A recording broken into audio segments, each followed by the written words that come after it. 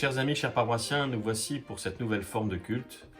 Nous vivons une crise sans précédent et nous sommes obligés de nous adapter. Donc nous allons vivre désormais chaque dimanche un culte depuis chez moi. Un culte qui veut être aussi un culte de partage où nous formons en communauté. Par exemple, dès la semaine prochaine, les musiciens de notre paroisse vont s'associer et vont eux-mêmes enregistrer des musiques et des chorales pour que nous puissions vivre cela de manière réellement communautaire, même si chacune, nous sommes effectivement confinés chez nous. Donc je vous propose d'avoir ce temps de méditation, où chaque semaine, nous nous retrouvons avant de nous retrouver physiquement, réellement. Et pour ouvrir ce temps de culte, je vous invite à la prière. Seigneur Dieu, depuis 2000 ans, ton souffle gonfle les voiles de tant de barques. Nous te confions celle qui nous porte aujourd'hui, quelles que soient les bourrasques, les crises ou les tempêtes qui nous secouent. Nous croyons que tu as embarqué avec nous. Sois toujours celui qui nous rend confiance, mais aussi qui nous montre le cap et nous réveille quand nous faisons de notre vie une croisière sans défi, sans idéal, sans générosité, sans partage, sans solidarité. Ton esprit est à la fois paisible et exigeant, qu'il ne cesse de nous mener vers d'autres rivages, où nous vivrons plus justes et plus fraternels, plus simples et plus vrais. Nous te remercions pour tous les temps de notre vie, même aujourd'hui, peut-être qu'il nous est offert l'occasion unique de nous replonger sur le sens de nos vies et sur le sens et la manière de vivre ensemble en humanité réunie. Oui, Éternel, tu nous rappelles chaque jour nos propres engagements et tu nous pousses à aller plus loin dans l'espérance, portés par ton souffle de vie. Amen.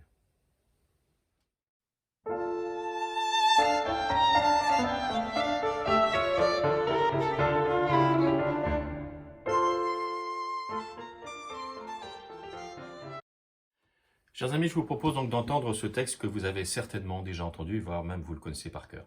Il s'agit d'un texte très connu du Nouveau Testament, qui est souvent d'ailleurs utilisé pour les mariages, mais qui nous parle de bien d'autres choses, et c'est ce qu'on va découvrir ensemble.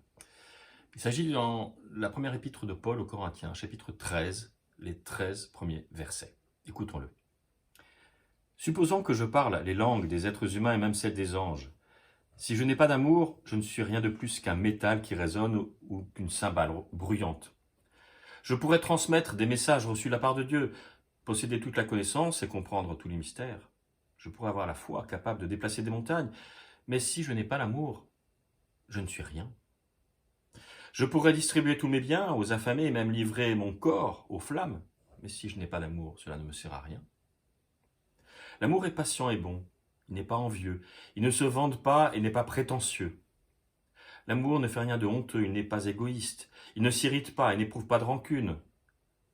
L'amour ne se réjouit pas du mal, il se réjouit de la vérité. En toutes circonstances, il fait face. Il garde la foi, il espère, il persévère, l'amour est éternel. Les messages reçus de Dieu cesseront un jour. Le don de parler en des langues inconnues prendra fin, la connaissance disparaîtra. En effet, nous connaissons de manière incomplète et nous annonçons des messages reçus de Dieu de façon limitée. Mais quand viendra la perfection, ce qui est incomplet disparaîtra. Lorsque j'étais enfant, je parlais comme un enfant, je pensais comme un enfant, je raisonnais comme un enfant, mais une fois devenu adulte, j'ai abandonné tout ce qui est propre à l'enfant. À présent, nous ne voyons qu'une image confuse, pareille à celle d'un vieux miroir. Mais alors, nous verrons face à face. À présent, je ne connais que de façon incomplète. Mais alors je connaîtrai Dieu complètement comme lui-même me connaît. Maintenant, ces trois choses demeurent, la foi, l'espérance et l'amour, mais la plus grande des trois, c'est l'amour.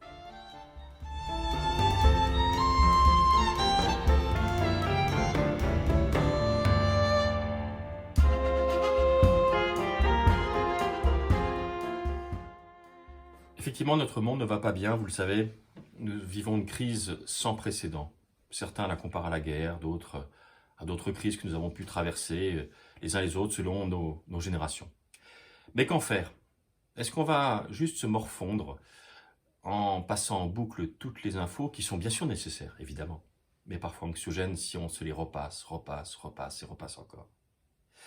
Eh bien, l'Évangile, vous savez, c'est d'abord le miroir de notre humanité. C'est une manière de regarder peut-être autrement, et c'est ce que je vous propose de faire aujourd'hui, de regarder autrement notre humanité, de cette humanité à laquelle, en tout cas selon les textes bibliques, Dieu a choisi de s'attacher. Cet amour décrit par l'Épître aux Corinthiens au chapitre 13 est un amour idéal.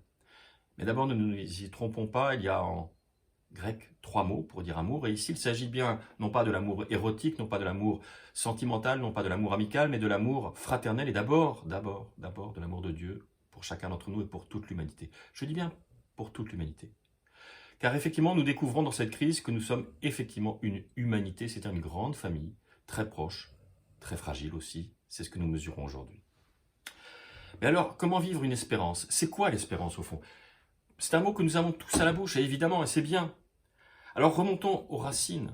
L'espérance, vous savez, en hébreu, il y a plusieurs mots. Mais le mot qui va dominer finalement les autres, le mot tikva, signifie, oui, une attente, mais une attente en vue d'un bien meilleur. Et ici, il faut voir que, en français, nous avons 2 mots que nous employons parfois indistinctement alors qu'ils sont bien distincts. L'espoir et l'espérance. L'espoir fait vivre, dit-on. C'est-à-dire que l'espoir, c'est de dire, oui, demain, ça ira mieux, on va courber le dos, faire l'autruche, je ne sais pas comment, enfin, selon vos expressions. Mais on va laisser passer les choses pour que demain, ça aille mieux. Et puis l'espérance. L'espérance, c'est effectivement l'attente en vue d'un bien. C'est-à-dire une espérance active, un espoir qui devient une action.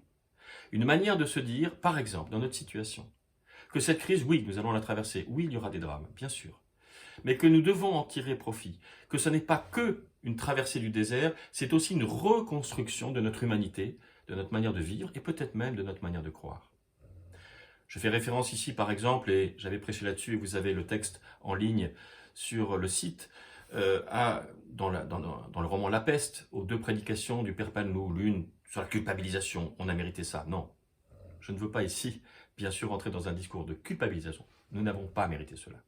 Nous n'avons pas mérité cela. En tout cas, Dieu ne nous a pas envoyé des punitions. Enlevons ça. Mais qu'en faisons-nous? C'est effectivement cela qui nous est posé aujourd'hui. Et la langue française, eh bien, nous permet de distinguer l'espoir et l'espérance. Et je crois que nous devons, bien sûr, avoir l'espoir, peut-être dans le sens de la confiance dans nos personnels médicaux, bien sûr dans la confiance dans les scientifiques pour trouver des solutions, mais de l'espérance, c'est-à-dire que nous sommes tous appelés à agir. J'étais très frappé par ces applaudissements à 20h ou par d'autres gestes de solidarité, de proximité, notamment vis-à-vis de nos aînés. Et c'est très important de le faire et de le vivre. Certaines formes aussi de prière peuvent parfois laisser croire, vous savez, que Dieu va tout faire et qu'on va trouver en priant, de dire voilà, Dieu il va tout régler. Ben non, Dieu va pas tout régler. Mais en priant, en revanche peut-être, Dieu va nous donner la force, nous, de faire ce que nous pouvons. Et peut-être même un peu plus que ce que nous pouvons par nous-mêmes. Et c'est ça peut-être le sens profond de la prière. Je cite encore ici cette phrase que j'aime tant du professeur Laurent Gagnebin. Joindre les mains, ce n'est pas se croiser les bras. Joindre les mains, c'est rejoindre les autres. Alors c'est vrai que notre christianisme, eh bien, c'est une manière de mettre l'homme peut-être au cœur de notre préoccupation. Nous ne sommes pas pour un christianisme de la fuite du temps, d'une manière de voir, vous savez, la vie comme étant une prison, comme le disaient certains, le corps, prison de l'âme, et puis voilà, au paradis ce sera tellement mieux. Non, notre vision du christianisme, à partir de ce texte de l'Épître aux Corinthiens, c'est de vivre l'amour, c'est-à-dire une recréation, une manière de voir positivement les choses, de ce Dieu en désir d'humanité qui a choisi, agapé, l'amour, qui a choisi donc de nous aimer. Jésus d'ailleurs fait des rencontres aussi, et à chaque fois il libère, c'est-à-dire il désenferme, mot à mot, il désenferme des personnes qui sont enfermées dans leur identité, qui sont, j'allais dire, avec un très mauvais jeu de mots, je le reconnais, qui sont confinées dans leur identité. Le Jésus des évangiles est toujours presque toujours en mouvement, c'est-à-dire qu'il est tout le temps dans une relation à l'autre, sur le passage de sa propre existence et qu'il rencontre l'histoire d'un autre, d'une autre. Et c'est cela qui est l'élan vital du Christ dans les évangiles. Alors, je crois qu'il ne faut pas se laisser condamner au chaos. Bien sûr que certains d'entre nous ont peut-être peur et je le comprends très bien. Mais peut-être que notre foi, notre agapé, notre amour est une manière de vivre, une autre manière de vivre justement. C'est-à-dire que je crois vraiment que cet amour est un moteur d'action dont le carburant, nous allons l'y mettre. C'est-à-dire que le moteur, c'est cet amour de Dieu. Le carburant, c'est à nous de le mettre. C'est notre désir de vie. C'est notre désir de fraternité. Le chrétien n'est pas différent des autres humains. Il n'y aura pas moins de morts, moins de malades chez les chrétiens que chez les autres. Arrêtons ce genre de discours. Mais il ne mérite pas non plus qu'un autre ou plus qu'une autre, un paradis quelconque. Mais peut-être, et c'est avec cela que je voudrais aussi partager ce moment, cette crise avec vous. Nous devons être des êtres de désir de vie. Il me tarde de retrouver les cafés, les terrasses, les jardins, les parcs. Il me tarde de retrouver ma paroisse avec vous, les cultes avec du monde. Tout cela, nous allons le revivre. Mais je crois que nous devons être là où nous sommes, comme nous le pouvons, quel que soit notre âge, quelles que soient nos capacités d'agir, être attentifs, être des êtres de désir de vie. Je vous en conjure et nous le partagerons. Amen.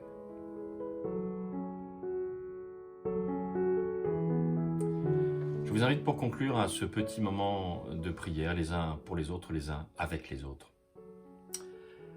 Ô Éternel notre Dieu, notre Père, notre Mère, notre énergie, quel que soit le nom que nous voulons te donner. Nous aspirons en ce temps de crise à la sérénité.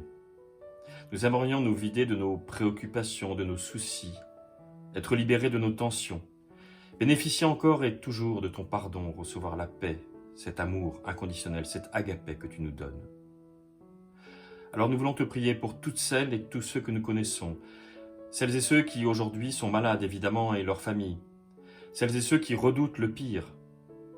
Nous voulons te prier pour chacune, pour chacun d'entre eux. Nous te le demandons, donne-leur ta paix, maintiens-les dans ta paix. Et fais que notre prière ne soit pas simplement une manière de te demander tout et de ne rien faire nous. Que nous puissions être les mains de ta parole, l'action concrète dans la vie de chacune et de chacun de celles que nous rencontrons et de ceux que nous rencontrons. Fais de ton Église une communauté même à distance les uns des autres, mais une vraie communauté fraternelle où l'on reçoit et où l'on donne cette paix, où l'on peut se faire confiance et s'entraider. Merci, ô notre Dieu, pour la patience et pour l'amour que tu as eu autrefois, aujourd'hui et que tu auras encore demain. Cette patience d'être à nos côtés dans l'épreuve, comme aujourd'hui, comme dans les moments de joie. Nous voulons te prier pour nous donner la force de construire peut-être une nouvelle humanité. Amen. Et que Dieu vous bénisse.